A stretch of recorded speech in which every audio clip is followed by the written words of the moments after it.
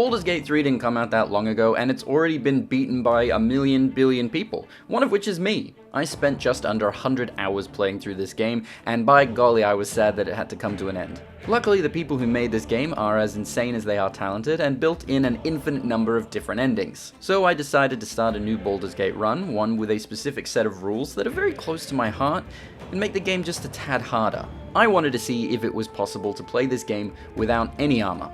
So, this is my attempt at a nudie run. The rules are simple. You can't wear any armor or clothing, nor can your companions. You can only equip boots, helmets, and gloves if they don't require armor proficiency, and you are allowed to equip cloaks, rings, and gloves.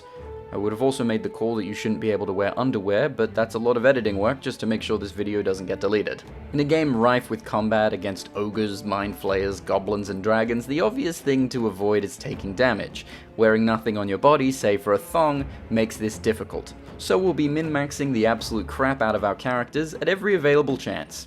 I'll get into the heavy details later, but the companions we'll be aiming for are Karlach, Will, and Shadowheart. As for our PC, I'll be playing as a dragonborn monk named Drogmir Spankworthy, with every resource going into his dexterity, constitution, and wisdom. He'll start the game with an unfortunate 8 in everything else. This will be a recurring trend throughout the game. While most of the defenses you can get in Baldur's Gate 3 are from armor, there are a few items that boost your armor class on their own. Some of these can even be found within the first few hours of the game. So we've got a short laundry list of treasures we'll be aiming for, but with the specifics out of the way, let's begin. So we awake on the Nautiloid, with Drogmir disgusted to learn that he's somehow been clothed during his imprisonment. Our first mission, of course, will be stripping him down and looking for an escape route. These boots have seen everything. Incorrect. After finding his bearings, Drogmir was met by Lae'zel, and the two immediately hit it off, especially considering his gorgeous physique. As a member of this party, she'll spend her first turn in combat getting acquainted with the customs of our new nudist colony. With the first fight over in a flash, we can check our stats and see that while Lae'zel only has an AC of 11, Drogmir is boasting an impressive 16, making him the obvious tank of the party. We then rescued Shadowheart, ignored her blatant racism, and added her to the group. She cast away her social restraints, revealing a AC of 13. We have our work cut out for us. At the helm of the ship, our nudists assembled for the fight. But this battle isn't about killing, it's about survival. So we raced to the console and nearly got burnt alive. Look at him. So graceful. Upon crashing, we somehow found ourselves unharmed. Searching around the wreckage, we added Shadowheart back into our party, who somehow dressed herself again, and we found Astarion and Lae'zel, as well as a strange purple sigil on the wall.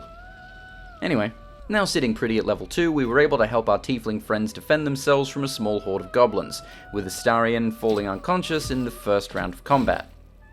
I mean, that probably would have happened either way, right? Yeah, probably. But with Lae'zel and Drogmir acting as our powerhouses, the miniature threat was dispatched, and we met with the residents of this camp, who were surprisingly okay with our nakedness. Then I remembered this is a druid grove. That makes a lot more sense. So we met with Zevlor, diffused some tension. Lae'zel flirted with me. The last time a subordinate questioned my judgment, I ate tongue stew that very night. And we sold off our old clothes and armor, and grabbed a shield that will let Lae'zel add a +2 bonus to her AC. Here, we'll be wanting to meet with acting First Druid Korga to stop her from killing a little tiefling girl, because she's clearly a very well-adjusted and reasonable person, but saving Arabella is very important to getting a magic item that we'll be picking up later, so we don't really have to follow up with Korga's requests just yet. For now, we'll be adding Will to our party.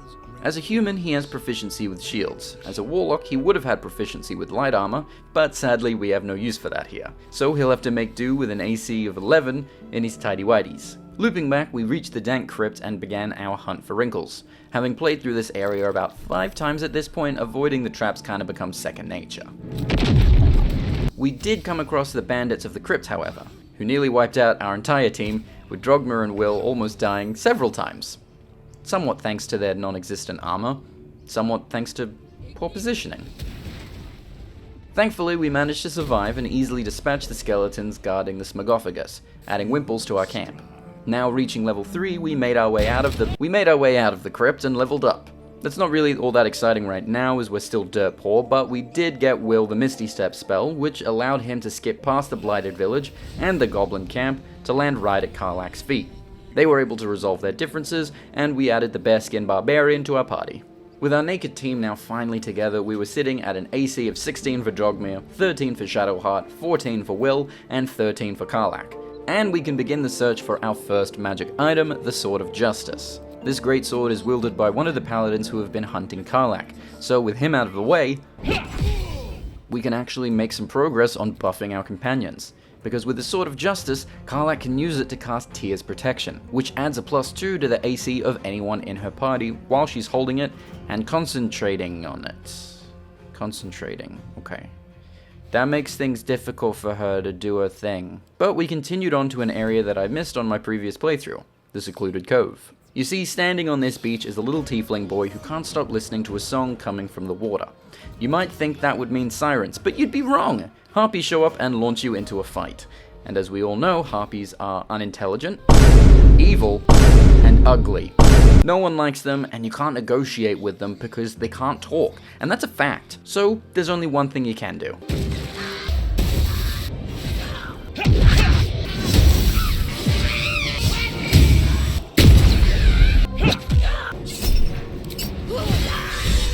This little idiot then invites you to his secret hideout where you can meet all the other tiefling kids, and specifically Mull. Mull is the leader of this ragtag bunch, and she tells you her master plan to stop the druids from sealing them out of the grove using their all-powerful artifact. It's stealing. She wants you to steal the artifact. Which seems like a bad idea, but we need to grab it so that we can trade it with her for a very valuable magic item. But before we jump into the unknown, we can have some sleep and maybe respec some of our companions while we're here. No. Okay, new plan. We muster on with our terrible stats. Now, this idol might just be sitting out in the open, but Drogmir Spankworthy is as stealthy as he is undressed. It'd take more than a fancy totem to stop him from making a bad decision. The time has come. Remove the outsiders! What's that now? Oh, no. Oh, that happened so fast. Fuck! One save scum later, and we're back to where we started. Then I freshened up on my knowledge of the run that I designed myself, and remembered that I can only steal the idol and keep the tieflings alive until after I've dealt with Korga. And by deal with her, I don't actually mean kill her. Scattered around the grove are letters that hint at how dangerous the ritual that the druids are undertaking actually is. By finding a secret chest hidden out of view, you also find a letter that hints at Korga communicating with shadow druids as if they've been orchestrating the entire ordeal themselves. Oh, and yeah, shadow druids are like normal druids. These letters lead you to the sunlit wetlands, a gorgeous and tranquil place. What animals might live here? Landmines. Okay, we're all bleeding, are we? Great. This calming, serene place is filled with... I'm now rotting. I have flesh rot. What took place next is probably one of the most frustrating battles that I've ever fought because half of the map is in deep mud. You're fighting against wood woads and mud methods. The methods can summon more methods, and they can throw mud at you to give you the muddy condition. The muddy condition halves your movement speed. No one on my team could move anywhere. To wrap that all up in a nice little bow, they explode when they die. If their explosion kills another one, it can trigger a chain reaction of mud explosions. Shadowheart spent half of this battle unconscious, and Will could barely move. But somehow we made it through. With that over, Drogmir was able to find the letter that proved Korga was trying to take over the grove for the Shadow Druids, and he managed to finally make the save on the flesh rot. While we were heading back to the grove, I realized we finally had enough money to respec Will. While his armor class isn't the worst, we can make it a lot better. So we're going to change his class, turning him from a warlock into a draconic sorcerer. This will give him a base AC of 13 and some flashy new scales. We also changed Will's stats to the benefit of his new class, giving him a reasonably high dexterity, constitution, and charisma, with his strength, intelligence, and wisdom all sitting at 8. But with his new powers and the shield that he can still hold, he has an AC of 17. It felt like we were finally making progress. We got back to the grove and confronted Korga when all of a sudden 3 rats transformed into angry old ladies, revealing that the Shadow Druids had spent days, maybe even weeks, pretending to be rats on the ground. Surprisingly, we were able to get Korga to turn her back on them and fight on our side after convincing her she'd made a mistake. She really betrayed everyone in her life in like one day. She repents, yada yada yada. The important part is that she gives up on the ritual, leaving the idol of Sylvanas unguarded.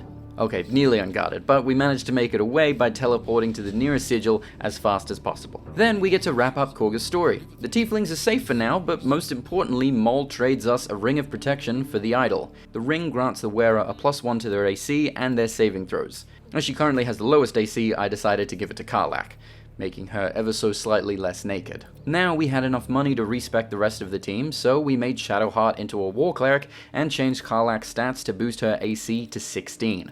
Can you guess how I balanced out the rest of her stats? I'll give you a hint, landing us with a 16 for Drogmir, a 16 for Karlach, a 17 for Will, and a 15 for Shadowheart. While naked, I'll have you remember. At this point we set our sights on the Blighted Village where we got to meet the second goblin of the campaign after fighting off their first invasion attempt about 3 weeks ago. But we're not interested in any of them. We're looking for a basement, but not just any basement. A secret basement. A secret basement that holds a legendary treasure. The plan was immediately ground to a halt by a magic mirror that started quizzing me. Every answer you get wrong leads to it exploding and shooting fire at you. Okay, so 1, 2, maybe 5 attempts later, we're successful and make it into the secret room behind the secret mirror inside the secret basement. This special secret basement houses one of the most powerful items that you can find in all of Baldur's Gate 3. That's right, I'm talking about the Braces of Defense. These allow you to add a +2 to your AC as long as you're not wearing armor. I don't think any of us have to worry about that. I gave the legendary braces to Karlach and the ring of protection then to Drogmir to help balance them out. We continued on, scouring through the rest of the basement where we came across a spooky looking book called The Necromancy of Thay. Anyway, thanks to the blood and viscera unleashed by a battle with a family of giant spiders, the team was able to reach level 4, which unlocked our first ability score improvements.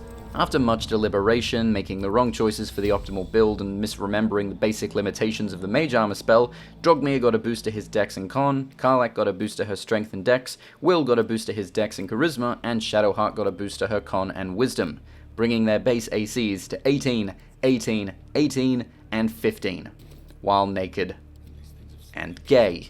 I then realized that mage armor can be cast on other people, not just yourself. Don't pretend like you knew that, by the way. When was the last time you ever saw someone cast mage armor on anyone besides themselves? Anyway, because the spell limits itself to being cast on people wearing no armor, that applies to Shadowheart, not the rest of the party for some reason. I think the monk and barbarian's unarmored defense might cancel it out, but if Will does this, we use Karlach's sword to cast Tear's protection on Will, and we get Shadowheart to cast Shield of Faith on Drogmir, that brings their maximum AC potential to 20 for Drogmir, 18 for Karlach, 20 for Will, and 18 for Shadowheart. They are wearing half a pair of pants between them, they are naked, gay, and wanted for murder. At this point I'd simply call our experiment a success, but I'd want to put it to the test. I fought the ogres in the village and they weren't exactly a challenge. So instead, as the final step of this experiment, we'll be visiting the goblin camp, facing off against Draw Ragslan, before working together as the ultimate bare-skin fighting force to stop the inevitable invasion at the Druid's Grove. The first part of this experiment fell to ruin very quickly as I discovered a party filled with characters min-maxed to the nines were pretty much unable to convince anyone of anything. I could tell these goblins my real name and Medicare number, and I don't think they would have believed me. I realize now that I simply could have used Will as the face of the party, but this isn't his campaign. So a fight was unavoidable, and then the unthinkable happened. The senses caught up with us. Karlach was taken first, reduced to a square of pure white energy, trapped between the Forgotten Realms and the immeasurable power of YouTube's reporting system. It would take only moments for this affliction to spread to the rest of the party, rendering the entire point of this video null and void. It didn't matter if you were wearing clothes, the senses were here. This was a real bug that happened, by the way. It's pretty funny. So we quit and reloaded, and thankfully that fixed things. We met with Priestess Gut, she took me prisoner, threatened to put pants on me, someone else came along and killed her, you know the story.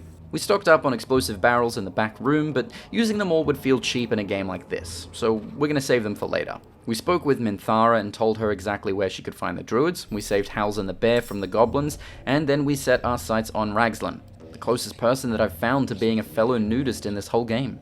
But we had a job to do. In the one other campaign I've played where we actually fought Draw Ragslan, it was difficult to say the least. Here, I was prepared. All it took was some well-placed punches, a cloud of daggers, and an incredible level of tactical prowess to see him rendered dead. With 2 of the goblin camp leaders now out of the picture, it was time to return to the Druid Grove and wait for the invaders to find us. And with a calm and restful sleep, we got, who the fuck are you? So we got into position and waited for Minthara to strike. We had a plan, and we were poised to execute it. They threw spiders at us, goblins at us. They broke through and nearly reached the grove, but we held true. While they were counting on their strength and sheer power, we had one thing at our side: indecency. Distracting our foes with our striking bodies and explosive barrels, not my barrels by the way, they don't belong to me. Even when things seemed doomed to fail, we were relatively unharmed. Drogmir kept the flanks secure, Karlach and Shadowheart kept the entrance on lockdown, and Will rained hellfire from above. Karlach got low, as barbarians tend to do, but no one even went down. We lost a single tiefling in this fight, so it's not like they took the hits for us. With a small warband of goblins now dead, the tieflings alive after another battle, and the 4 of us with our bodies on display, this battle was a success. We made our way back to camp, where the tieflings regaled us with songs and stories to inspire. We drank and laughed, ignoring how cold we were, and with 8.5 hours put into this campaign, I was ready to call this experiment an undeniable success. But I wouldn't want to end it there. We need to finish with a bang. So... I think everyone's asleep. May I? Hey, if you like this video, feel free to check out the rest of my content, and if you want to see this series continue, let me know. I was not certain this was going to work, and I'm definitely surprised by the results. I'm a big supporter of nudity, personally, so this was certainly a vindicating experience. My most recent video was a review of this game, so have a look if you want to hear some more coherent thoughts about it. But I hope you enjoyed this anyways. Bye!